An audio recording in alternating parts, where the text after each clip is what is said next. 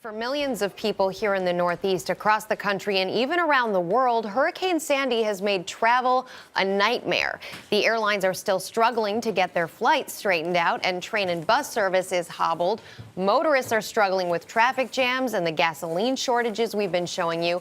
And Ben Mutzabaugh is travel editor for USA Today. He's here with a look at how things stand and how long it might take to get back to normal. Great to have you with us, Ben. It's good to be here. So 20,000 or something like that flights canceled. How long is it going to be until everyone's back where they need to go? That's right. This was a really unprecedented event for this type of, the whole storm is unprecedented. So what you have is more than 20,000 flights. Put that in perspective, that is the second biggest disruption to U.S. aviation since 9/11. The only one bigger was the snowstorm from 2011 that we call Snowmageddon. But yeah, the good news is things are getting back to normal. The flights in the Northeast at most airports are hopefully going to be back at full schedule by Monday. So there is good news at that. Now, there are some lingering delays today, mostly at the New York airports, but that's going to be system-wide sporadic problems.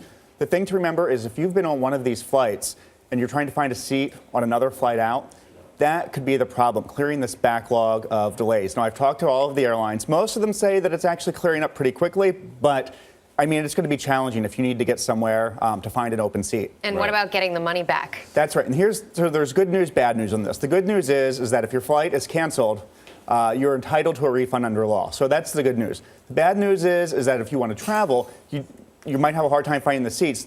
But back to the good side is the airlines are waiving most change fees if you do that. But make sure that you act this week because there's typically a window. Some airlines it's November 4th, some November 7th, but you're going to have to act soon to reuse your ticket to avoid the fees, which can range from $150 to $400. What about train service? Because Amtrak was disrupted. I know they've got some trains up, but what's the outlook there? Right. Amtrak got back to schedule on Friday on the Northeast Corridor, especially the routes in and out of New York, obviously, were the most problematic. They are on a weekend schedule. They do warn of spot delays. You know, there was so much problem with debris on the tracks, for example, that, you know, there are trees that could still come down. There could be maintenance needs to be made. So if you're traveling by train, there are two things to remember. Check the schedule before you go because there could be spot cancellations. And make your reservations online. Don't try to get your tickets at the station. Get an e-boarding pass if you can before you go. Amtrak is very concerned about long lines snaking through some of its busier terminals.